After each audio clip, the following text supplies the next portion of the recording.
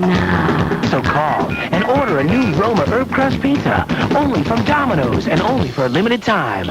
Or run wild, call Domino's now. 3, 2, 1. Booster ignition and liftoff of Endeavour on the 71st flight of the Space Shuttle on a multifaceted mission. For the very latest in space news, tune in and turn on WAMT for KSC Up to the Minute with Ty Atkeison. Join me twice a day for the very latest news from the Kennedy Space Center and Cape Canaveral Air Station here on the Space Coast. I'll update you on the latest launch news and what's occurring during a space shuttle flight, as well as inside information and news from KSC-2. So take KSC Up to the Minute with you, and you'll stay updated twice a day at 7:15 a.m. and 3:45 p.m. right here on your home for space news, WAMT 1060 a.m.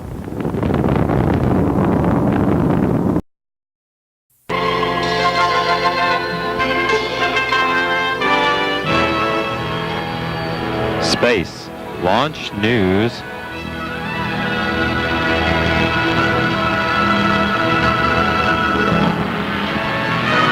Is on the air.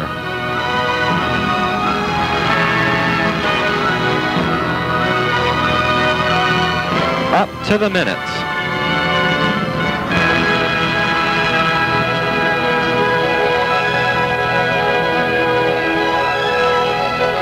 And good evening. Welcome to episode number 3. Tyler Atkeison, SpaceLaunch News Radio Up to the Minute is now on the air for the next hour. We are going to have a 1-hour show tonight. We have launch coverage of Atlas scheduled for tonight, along with live coverage tomorrow morning of the Atlas II launch. Now, alongside with me is Mary Mars of SpaceLaunch News Magazine. Good evening, Mary. How are you doing? Good evening, Tyler. Well, we've got an exciting night tonight with the launch of the Atlas II scheduled for early tomorrow morning at 8:27 a.m. And along with that, we've got other highlights we're going to talk about. Good.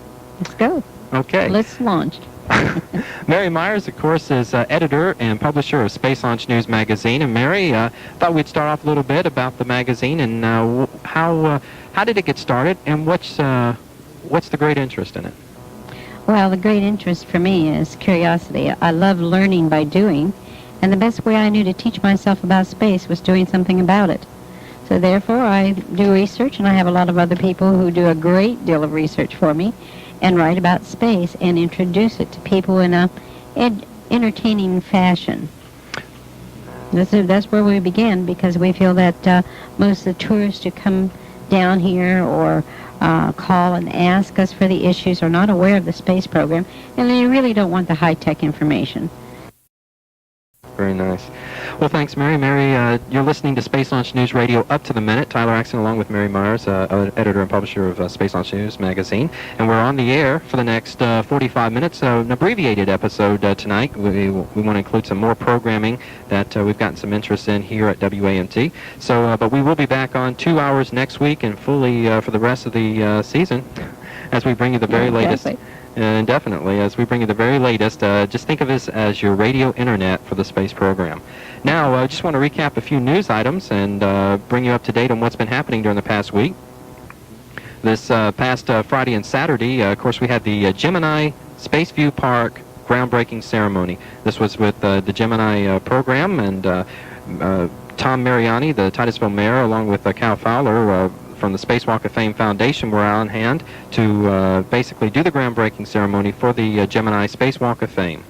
Well, let's bring you up to date on some more pressing information that we're getting in. Now, early tomorrow morning, Lockheed Martin is scheduled to launch its 4th Atlas mission of the year on a flight to carry aloft a Navy data and video satellite. Now, it's called UHF Follow-On F7. It's a long name for a satellite, but this flight is being nicknamed Number 7 for the heavens, and it's scheduled to be replacing an aging fleet satellite over the Atlantic Ocean.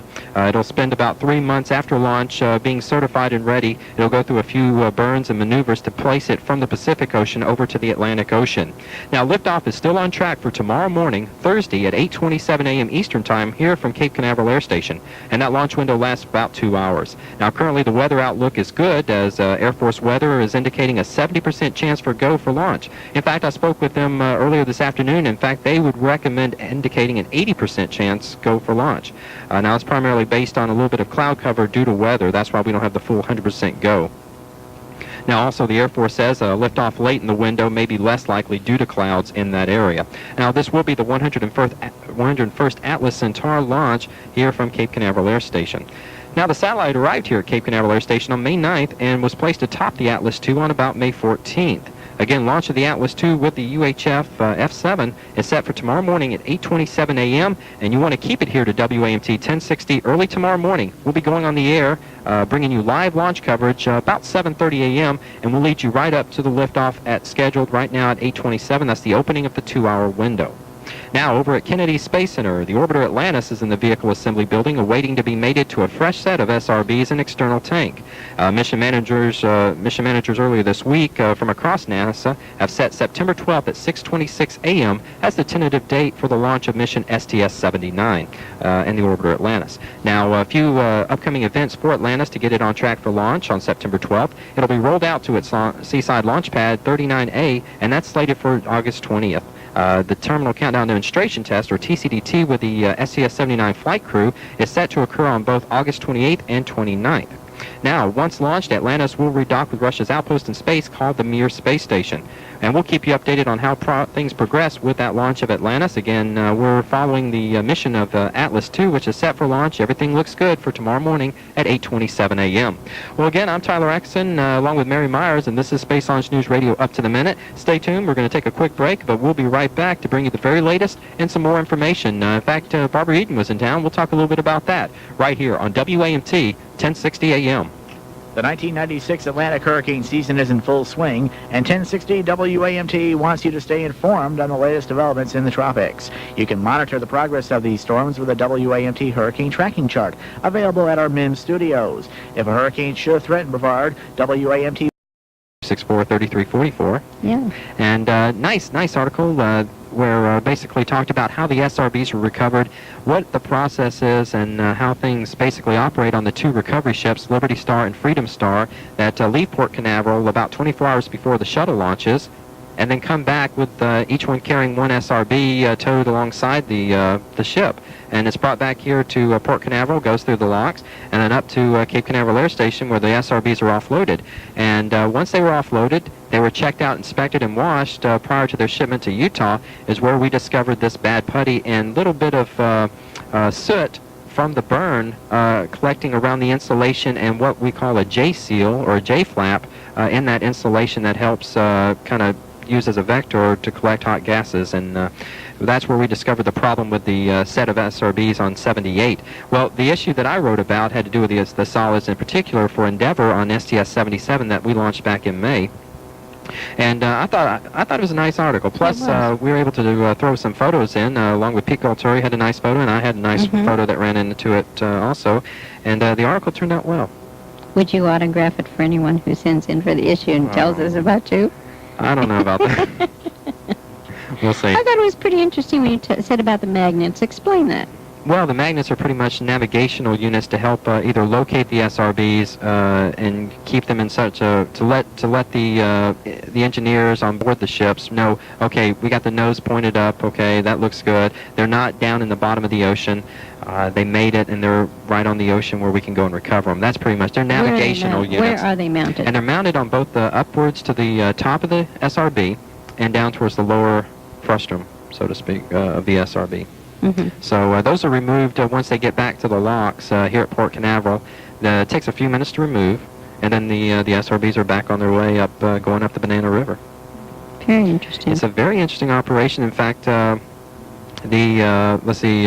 somebody go on one of the ships here recently who's with Mutual Radio, and she had a fascinating time. Of course, she got caught in a few rainstorms out at sea, though. I can imagine. So now, if anybody wants to see these, can they? The SRB, right. Where they come into is basically down at Port Canaveral, Cocoa Beach area. You can go out to Jetty Park, take a look as they you can see them coming in. It's a nice shot. Right along the beach and right along the picnic area there, right? Exactly. Right there at Jetty Park. You'll pay $1 to get in, but it's worth it. It's a nice shot. Especially take your camera. The boats are attractive. They're very nice ships, both Liberty Star and Freedom Star. Good. When do we get your question? Okay, well, that's coming up right after the station break. Thanks, Okay, Mary. sounds good to me. Okay. You're tuned to Space Launch News Radio up to the minute. I'm Tyler Atkeison along with Mary Myers, and we'll be right back after this. Stay tuned. Cooper Tires. Power Communications, Post Office Box 34, Rochester, Minnesota, 55903.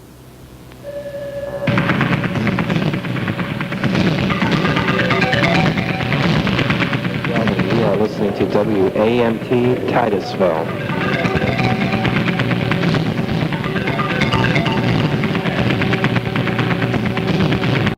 Minutes after launch.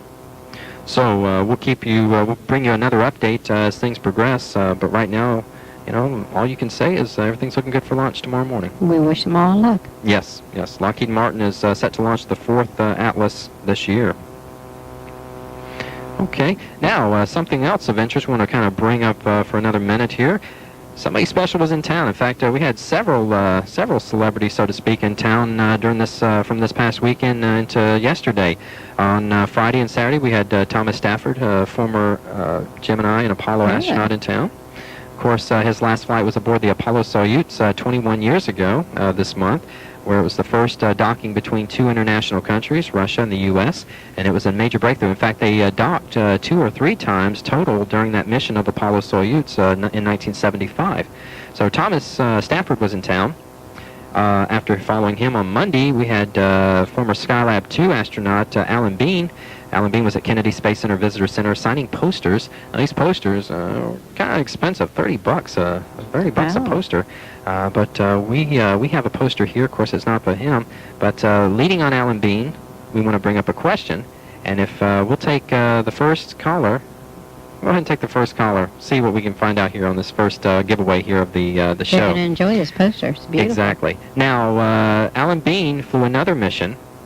He was Skylab 2 commander, but before that, he flew another mission. If you can tell me what mission Alan Bean first flew on and give me the year, we've got this nice mint condition poster of pretty much it's an astronomy lesson on the poster. It's a nice shot, a nice color print from the Hubble Space Telescope of the Orion Nebula, and on the reverse side you have a star map. Yeah, Mary's got it open there. Isn't it pretty? Oh, it's sharp. Yes, it is. It's really nice. And if you can give us this answer, what was Alan Bean's first space flight, and what year was it? We'll give it to you. Oh, pooey, that means I don't have the poster because I don't know the answer. I couldn't do it anyway, could I? I think Ozzy might be listening. I'm not Oh, sure. yeah. He might be listening. I bet you he has the answer. Or Pete. But anyway, we got a few out there who might be biting for this poster. So go ahead and give us a call now. The phone number, 264-9700. 264-9700 here at the Big 1060 WAMT. We got this nice mint poster to give away. And again, that question is, Alan Bean's first space flight, what was it called? Okay. Now, someone else who was at Kennedy Space Center on Tuesday, one day after Alan Bean at the Kennedy Space Center Visitor Center, was Barbara Eden. Now, everybody recalls Barbara Eden was on what show, Mary? Oh, gosh. Guess. Cocoa Beach made famous, right? Made Cocoa Beach famous. I Dream a Genie star. Barbara Eden was in town, and I tell you, I saw her. She looks great. Oh, you know, she might be around. I need her secrets. She might be over 21, but she really looks nice. Her hair was, and her waist is still so small. Really? Yes, yes. So she was in town. A very special treat, a very rare opportunity to see Barbara Eden was had on Tuesday, yesterday afternoon, where she made 2 public appearances at Kennedy Space Center. And then at 3 o'clock yesterday afternoon, she was given the key to the city from Mayor of Cocoa Beach, Joe Morgan. More fun. The all-new Fuji Flyer, only in Wet n Wild Orlando. Make your run today.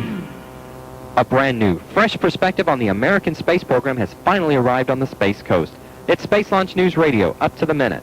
Tune in Wednesday nights for 2 hours of interviews and updates on the activities related to both the American and international space programs. I'm Tyler Atkeison. Join myself and Mary Myers Wednesday nights beginning at 7:05 p.m. for Space Launch News Radio, up to the minute, right here on your flagship station for KSC Up to the Minute, WAMT 1060 AM.